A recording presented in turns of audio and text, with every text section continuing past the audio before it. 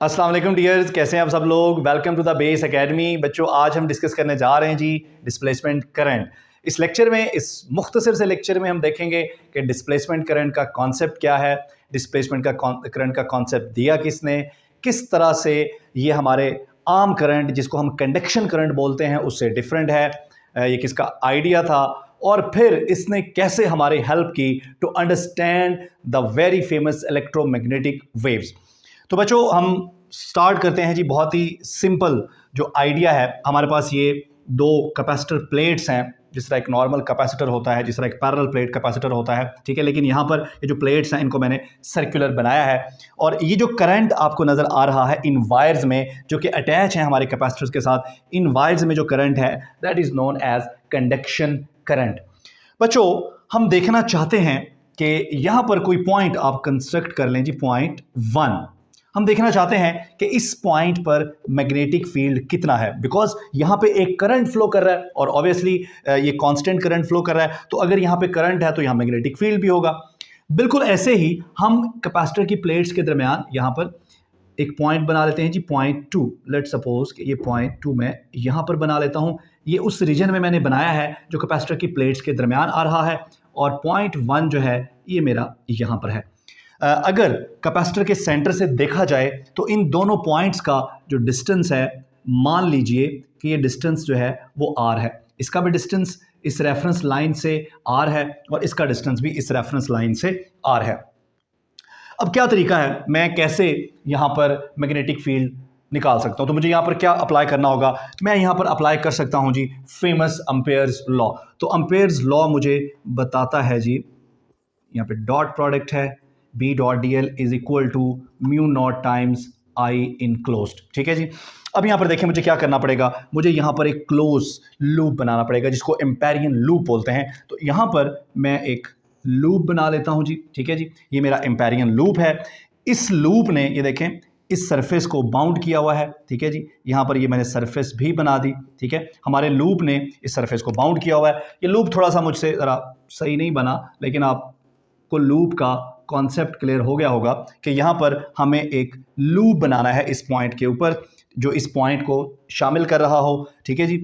अच्छा, ये लूप मैंने बना लिया। इस लूप को कहते हैं एम्पेरियन लूप, और इस लूप ने इस सरफेस को इनक्लोज किया हुआ है, बाउंड किया हुआ है। इस सरफेस को मैंने शेड कर दिया। अब आप देख सकते हैं कि इस सरफेस से करंट पास कर रहा है, करंट आई, एक कांस्टेंट करंट। इस करंट को हम कहते हैं आई इनक्लोज, बिकॉज जिस सरफेस में से ये करंट पास हो रहा है उस सरफेस को एम्पेरियन लूप ने क्या किया हुआ है, बाउंड किया हुआ है। तो मुझे यहाँ से, मैं अगर इसको मैथमेटिकली सॉल्व करूँ तो मुझे यहाँ पॉइंट 1 पर जो मैग्नेटिक फील्ड का मैग्नीट्यूड है वो मिल जाएगा। It's very simple. अगर मुझे यहाँ पर ये जो पॉइंट इन प्लेट्स के दरमियान है, ए और बी के दरमियान, इस रीजन में अगर मुझे यहाँ पर मैग्नेटिक फील्ड निकालना है तो यहाँ भी तरीका वही है। मुझे क्या करना होगा, मुझे यहाँ पर एक एम्पेरियन लूप बनाना होगा, और ये एम्पेरियन लूप बाउंड कर रहा है इस सरफेस को, ये जो मैंने शेड किया है। ठीक है जी, इस सरफेस को मेरे एम्पेरियन लूप ने बाउंड कर रखा है। ये जो आई है ये वो करंट है, इसको मैं आई इनक्लोज कह रहा हूँ। ये वो करंट है जो हमारी उस सरफेस में से पास हो रहा है जिसको इस लूप ने बाउंड किया हुआ है या इसको इनक्लोज किया हुआ है। अब देखिए, यहां पर तो कंडक्शन करंट पास हो रहा था हमारी सरफेस में से, लेकिन यहां पर जो मैंने सरफेस कंस्ट्रक्ट की है इसमें से कोई कंडक्शन करंट पास नहीं हो रहा, बिकॉज हमने पढ़ा है कि कैपेसिटर की प्लेट्स के दरमियान तो हम मीडियम रखते भी हैं, तो वो कोई डाइलेक्ट्रिक मीडियम होगा, ऐसा मीडियम होगा जिसमें से करंट पास नहीं करेगा एट अ सर्टेन वोल्टेज। सो यहां पर तो कोई कंडक्शन करंट नहीं है इन प्लेट्स के दरमियान। इसका मतलब है कि इस सरफेस में से कोई करंट जो है वो पास नहीं हो रहा। सो आई इनक्लोज यहाँ पे क्या हो जाएगा, इस केस में इस पॉइंट 2 के लिए अगर मैं देखूं तो ये 0 हो जाएगा। इसका मतलब है कि मुझे यहां पर पॉइंट 2 पर अकॉर्डिंग टू अम्पेयर्स लॉ कोई मैग्नेटिक फील्ड नहीं मिलने वाला। ठीक है, चलें जी। मैं अम्पेयर्स की इस इक्वेशन से मैक्सवेल तो सेटिस्फाइड नहीं थे, तो उन्होंने क्या किया, हमारे पास एक दूसरा तरीका भी है कि हम यहाँ पे कंपास रखें, यहाँ पर भी कंपास रखें और यहाँ पर भी कंपास रखें। अब जो कंपास का पॉइंटर है उसकी डिफ्लेक्शन हमें बताएगी कि वहाँ पर कोई मैग्नेटिक फील्ड एग्जिस्ट करता है या नहीं करता। अगर आप पॉइंट 1 पे रखेंगे ये कंपास, तो ये इसका पॉइंटर आपको डिफ्लेक्शन शो करेगा। इट मीन्स कि यहाँ भी एक मैग्नेटिक फील्ड एग्जिस्ट करता है, करना भी चाहिए। यहाँ पर एक कांस्टेंट करंट है, आपके पास चार्जेस हैं यहाँ पर फ्लो कर रहे हैं। अगर पॉइंट 2 पे देखा जाए तो यहाँ तो कोई कंडक्शन करंट नहीं है, तो पॉइंट 2 का जो मैग्नेटिक फील्ड है, ये जो कंपास का पॉइंटर है, ये हमें बता रहा है कि यहां पर भी मैग्नेटिक फील्ड एग्जिस्ट कर रहा है। अब ये बात मैक्सवेल के जहन में आई कि यहां पर जो मैग्नेटिक फील्ड है उसका सोर्स क्या है, उसका ओरिजिन क्या है, वो मैग्नेटिक फील्ड कहां से आ रहा है। सो मैक्सवेल ने सोचा कि there is some problem with the ampere's law. यहाँ एम्पियर्स लॉ में कोई प्रॉब्लम है, कोई टर्म मिसिंग है यहाँ पर। अगर वो टर्म हमें मिल जाए तो हम बता सकते हैं कि यहाँ पर मैग्नेटिक फील्ड क्यों है, किस करंट की वजह से। क्योंकि यहाँ पर कोई कंडक्शन करंट तो इस सरफेस में से पास नहीं हो रहा, कैपेसिटर की प्लेट्स के दरमियान तो पाथ ही नहीं है, तो कंडक्शन करंट तो फ्लो नहीं कर सकता। सो मैक्सवेल ने सोचा कि मैग्नेटिक फील्ड का एक रीज़न तो करंट है। उसके जहन में ये बात आई, जैसे कि हमने फेराडे लॉ में पढ़ा है कि चेंजिंग मैग्नेटिक फील्ड या चेंजिंग मैग्नेटिक फ्लक्स प्रोड्यूस करता है एक इलेक्ट्रिक फील्ड या इलेक्ट्रिक फ्लक्स या ईएमएफ, हमने पढ़ा फेराडे लॉ में।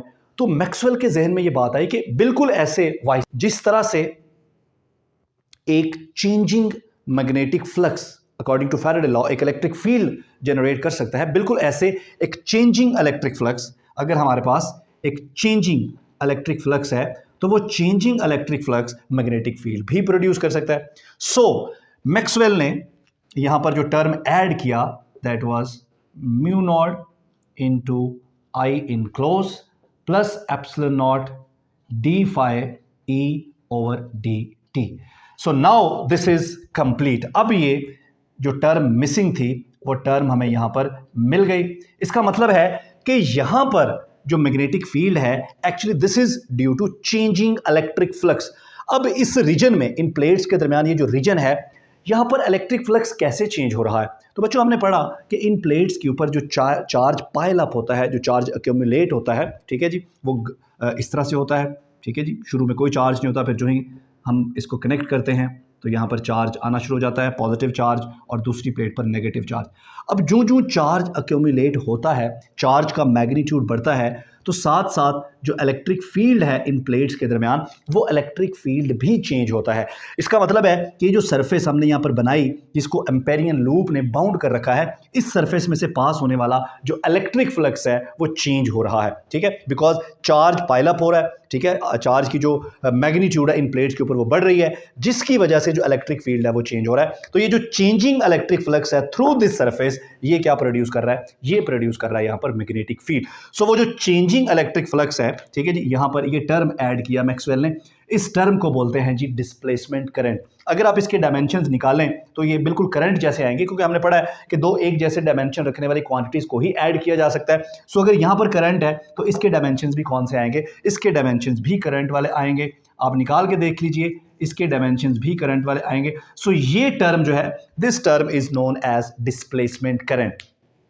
अब इसका मतलब है कि जो डिस्प्लेसमेंट करंट है, it is different from conduction current. Conduction current is about the charges are flowing in a wire और in a certain conducting material, but ये जो डिस्प्लेसमेंट करंट है, this is about the changing electric field, ठीक है। इसका मतलब है कि कंडक्शन करंट जो है वो चार्जेस के फ्लो से रिलेटेड है, लेकिन जो डिस्प्लेसमेंट करंट है वो इलेक्ट्रिक फील्ड के चेंज होने से रिलेटेड है। It is related to changing electric field और changing electric flux through a surface, ठीक है जी। So this is the concept of displacement current. Maxwell fix the Ampere's law, और अब ये बन चुका है मैक्सवेल एम्पेयर्स लॉ, ठीक है जी।